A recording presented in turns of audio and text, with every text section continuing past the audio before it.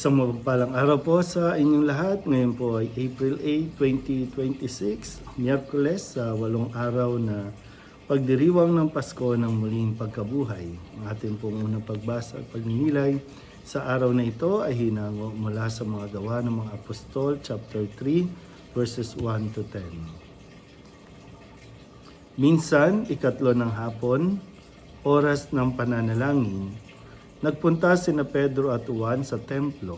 Sa malapit sa tinatawag na pintuang maganda ay may isang lalaking ipinanganak na lumpo. Dinadala siya roon araw-araw upang magpalimos. Nang makita niya sina Pedro at Juan na papasok sa templo, siya'y nanghingi ng limos. Tinitigan siya ng dalawa at sinabihan ni Pedro, "Tumingin ka sa amin." Tumingin nga siya sa pag-asang siya'y lilimusan.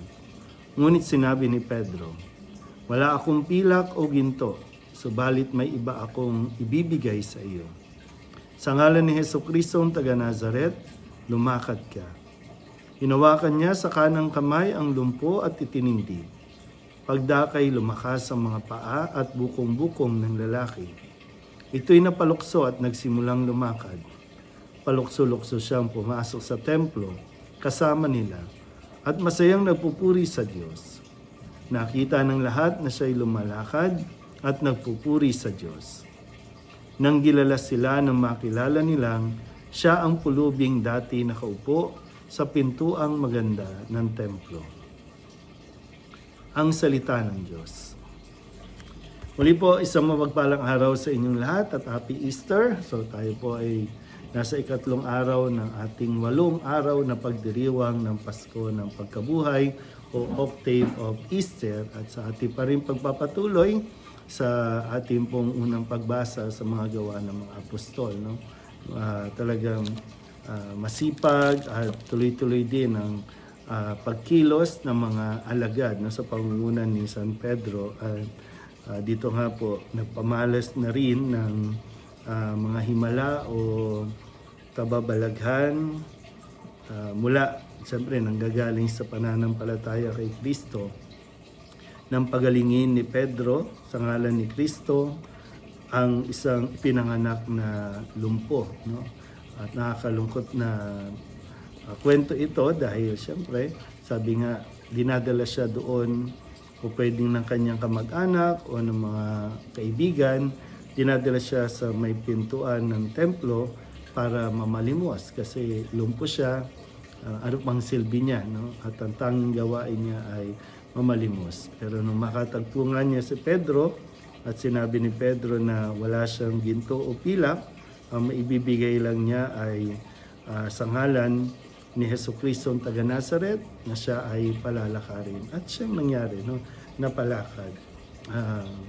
Yun din, siguro magandang mapagnilayan natin yung minsan kasi bakit hindi tayo lumalago o nag-grow, lalo na no, pagdating sa pananampalataya kasi yung mga karanasan natin na minsan nagiging kampante na tayo sa kalagayan natin, sa sitwasyon natin, yung tinatawag natin comfort zone, na naging comfort zone na ng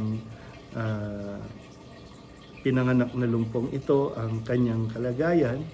Pero dahil nga tinanggap niya ang pahayag ni Pedro, siya ay nagsimulang makalakad at lumukso-lukso. Siyempre, kaibat na rin yan yung pagbabago sa buhay. Diba?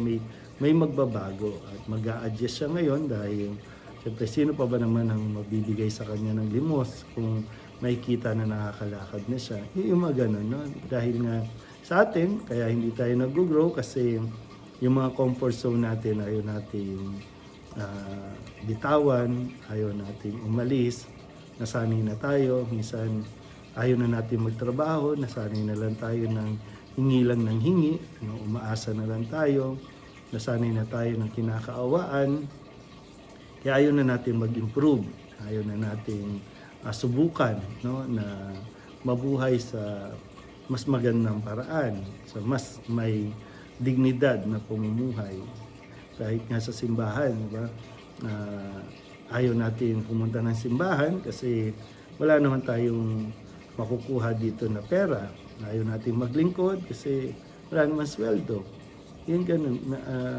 Halimbawa, no?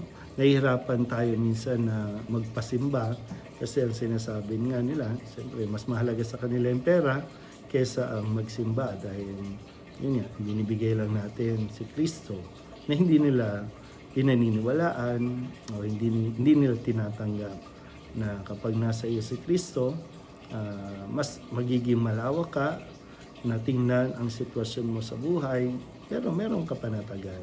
Sana po, no, itong bagay nito mapagnilayan natin. No? May mga comfort zone o nakasanayan na natin na marahil maaaring magbago at magiging mas maganda ang iyong buhay kung tatanggapin mo si Kristo at mananampalataya kang si Kristo na taga Nazareth, pinako sa krus, namatay, muling nabuhay.